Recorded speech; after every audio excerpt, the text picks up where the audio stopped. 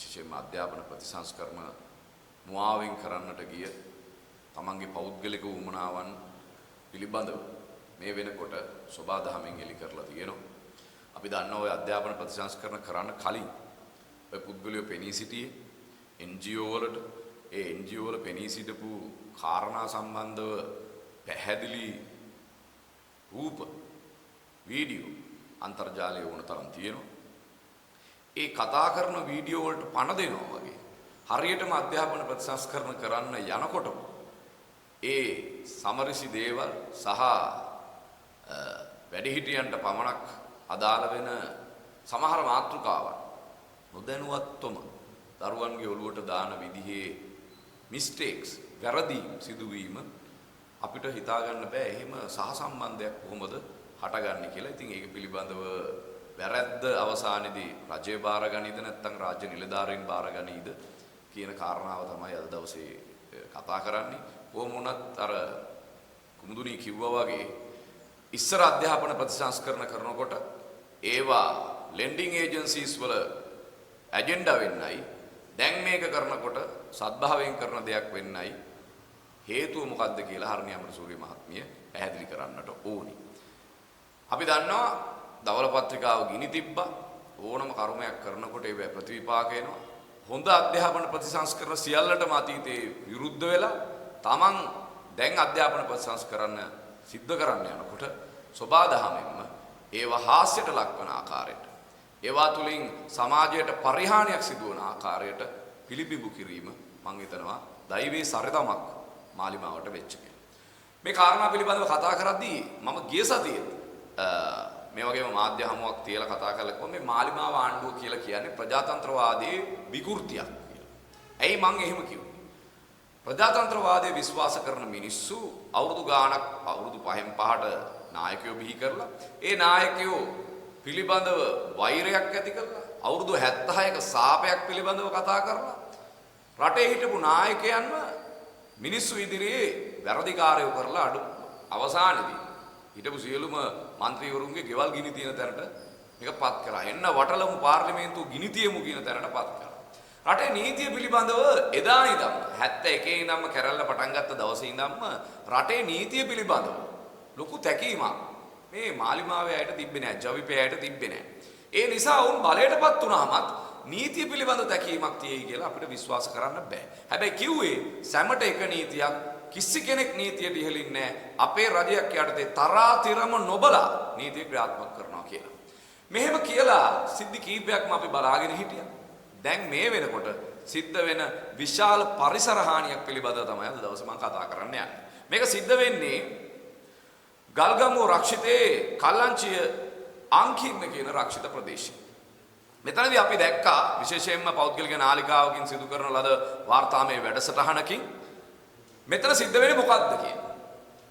දැන් රටේ ඇමතිවරුන්ට ඒ වගේම മന്ത്രിවරුන්ට ප්‍රාදේශීය සභාවේ සභාපතිවරුන්ට එතකොට සම්බන්ධීකරණ කමිටු වලට ඉහළින් නෙමෙයිද නීතිය තියෙන්නේ. නීතිය තියෙන්නේ ඊට වඩා පහළින්.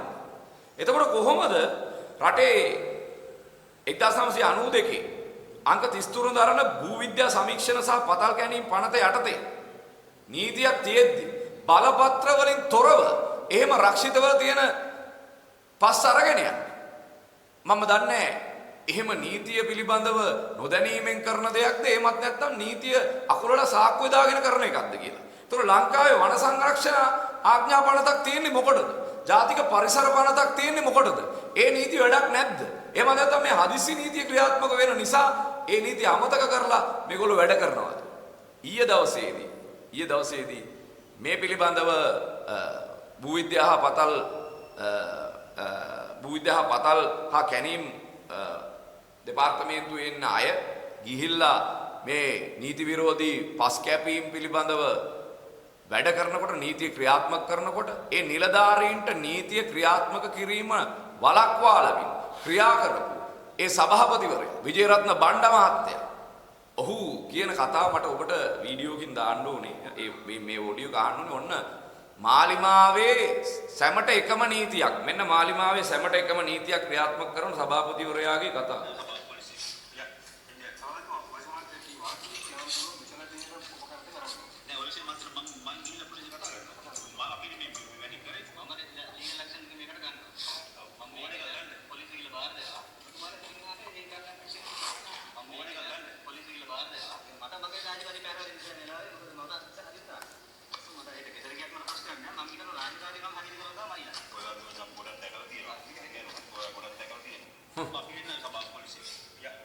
ඔය වගේ ගොඩාක් දැකලා තියෙනවා කියලා අර භූවිද්‍යා පරීක්ෂණ සමීක්ෂණ හා පතල් ගැනීම එකේ ඉන්න වැටලීම් අංශයේ ඉන්න නිලධාරීන්ට අභියෝග කරනවා. ඔය වගේ මම ගොඩක් දැකලා තියෙනවා. පොලිසියට කතා කරන්නම් කියනවා. දැන් මේ විදිහට පළවෙනි වතාව නෙමෙයි නිලධාරීන් නීතිය ක්‍රියාත්මක කරන්න ගියාම නිලධාරීන්ගේ කටයුතු වලට මේගොල්ලෝ බාධා කරේ. ඔබට මතකයි වැලිගම සභාව කරගෙන යන අවස්ථාවේදී මාලිමාවේ සහචරය වෙන වචනයක් නෑ කියන්න සභාව ඇතුළට පැනලා ඒ සභාවේ කටයුතු වලට බාධා කරනවා. ඊට පස්සේ හොරණදී ඔබ දකිනවා ඔරලෝසුව අනිත් පැත්තට කරකවලා සභාවේ කටයුතු වලට බාධා වෙන විදිහට කටයුතු කරනවා. ඒ කියන්නේ ප්‍රජාතන්ත්‍රවාදී සහ රටේ නීතියට කිසිම අබමල් රේණුක තැකීමක් නැතුව තමයි මේගොල්ලෝ වැඩ කරන්නේ. අපි අහනවා ලංකාවේ නීතිය සැමට සමානයි කියලා කිව්වේ මාලිමාවේ අයට නීතිය බැහැර කරලාද? ඒ කියන්නේ මාලිමාවේ අයට නැතුව අනිත් අයටද? ඔබ දැක්කා රන්වල පිළිබඳව නීතිය ක්‍රියාත්මක වෙච්ච ආකාරය ඔබ දැක්කා. එතකොට කන්ටේනර් පිළිබඳව නීතිය ක්‍රියාත්මක වෙන ආකාරය දැක්කා. රංජන් ජයලාල්ගේ මරණ තර්ජන වලට විරුද්ධව නීතිය ක්‍රියාත්මක වෙන ආකාරය දැක්කා. මාලිමාවේ ගංජා අල්ලන්න ගිය පොලිසිය නිලධාරියාට විරුද්ධව නීතිය ක්‍රියාත්මක වෙන ආකාරය දැක්කා. ඔබ දැක්කා අර හයිවේ එකේ කොළඹ ඇවිල්ලා යන අයට ජනාධිපතිතුමා කියන ප්‍රසිද්ධියම අපි එහෙම හයිවේ වල ඉන්න බෑ. ඒ බස් වල ආපු සංවිධායකවරු බල්ලා ඒ කරපු අයට නීති ක්‍රියාත්මක කරනවා කියලා. එතකොට ඔබ දැක්ක වසන්ත සමරසිංහලාට රංජන් ජයලාලට නීති ක්‍රියාත්මක වෙනවා වංචනික වැඩ කටයුතු වලදී. මේ වගේ නීතිය ක්‍රියාත්මක වෙන ආකාරය අපි නියමයට දැක්කා. ඒ වගේම අපි දැක්කා කර්මාන්ත ඇමතිවරයා කස්ටම් එකේ තියෙන බඩු ක්ලියර් කරන්න නීතිය ක්‍රියාත්මක කරන හැටි ඒවට කතා කරලා වොයිස් කට් දීපු ඒවා එළියට ආවා. ඒක නිසා මේ මාලිමාවේ නීතිය ක්‍රියාත්මක වෙන්නේ මාලිමාවට විරුද්ධව කතා කරන මාධ්‍යවලට, ඒ වගේම මාලිමාවට විරුද්ධව කතා කරන දේශපාලඥයන්ට, එහෙම නැත්නම් සමාජ ක්‍රියාකාරීන්ට විතරද කියලා අපි අහනවා. එතකොට එහෙමනම් ඇයි මාලිමාවට බැරි වුණේ අර ලක්මාලි හේමචන්ද්‍ර මහත්මිය කියනකොට උසාවි තීන්දුවක් අරගෙන ඒක ක්‍රියාත්මක කරන්න එපා කියලා අපි අන්තිම කමිටුවේදී තීරණය කරා කියලා කියනවා. අර මිනිස්සු වගේක් මේ ඉවත් කරන තීන්දුවේදී. එතනදී අපි බලාගෙන හිටියා ලක්මාලි මන්ත්‍රීතුමියට විරුද්ධව නීති ක්‍රියාත්මක වෙයි.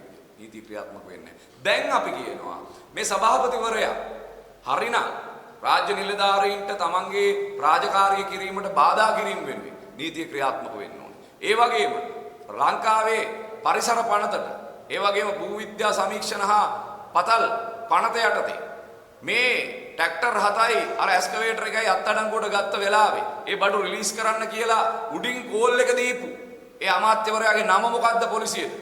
ඔහු කියනවා පොලිසියෙන් කියනවා ඒ වැඩසටහනේ මෙතන පොලිසිය කියනවා ඉහළින් අමාත්‍යවරයෙක් කතා කරලා කිව්වා මේ බඩු ටික රිලීස් කරන්න කියලා. එතකොට අත්අඩංගුවට ගැනීම සම්බන්ධව ඉහළින් කතා කරපු ඇමතිවරයා කවුද? අන්න එයාගේ නම අපිට කියන්න ඕනේ.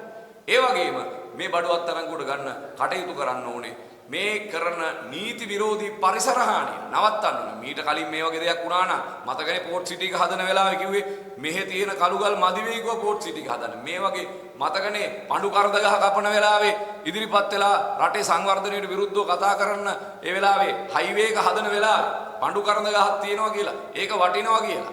ඒ වගේ පරිසරවේදීන්, ඒ වගේ සංවේදී පරිසරවේදීන් වෙනුවෙන් හිටපු මාලිමාව අද පරිසර හානි කරනකොට ඒ පරිසර නීති ක්‍රියාත්මක කරන්නේ නැහැ. සම්බන්ධීකරණ කමිටු කියලා කියන්නේ මේ නීතියට උඩින් තියෙන කමිටු නෙමෙයි. ඒවා තියෙන්නේ රාජ්‍ය නිලධාරීන් සහ මහජන සේවකයෝ ඒකාබද්ධව කටයුතු කළ සංවර්ධන කටයුතු කරන්න නිර්දේශ ලබා දෙන්නේ. හැබැයි ඒකට රටේ නීතියට ඉහළින් යන්න බෑ. කොහොමද සම්බන්ධීකරණ කමිටුවක් කියන්නේ රටේ තියෙන අනපනත් හා නීති වලට ඉහළින් ක්‍රියා කරන්න කියලා? අපිට තේරෙන්නේ නැහැ. ඉතින් අපි අහනවා මාලිමාවෙන් ඔබ සැමට එකම නීතියක් කියලා කිව්වේ මේකද? මිත්‍රශීලී පොලිස් සේවාවක් කියලා කිව්වේ මාලිමාවට මිත්‍රශීලී පොලිස් සේවාවක්ද? මේ විදිහට ඔබ මේ ප්‍රජාතන්ත්‍රවාදී විකෘතිය හරහා ළඟා කරන්න උත්සාහ කරන්නේ මොකක්ද කියන එක අපි මාලිමාවෙන් අහනවා අද දවසේදී.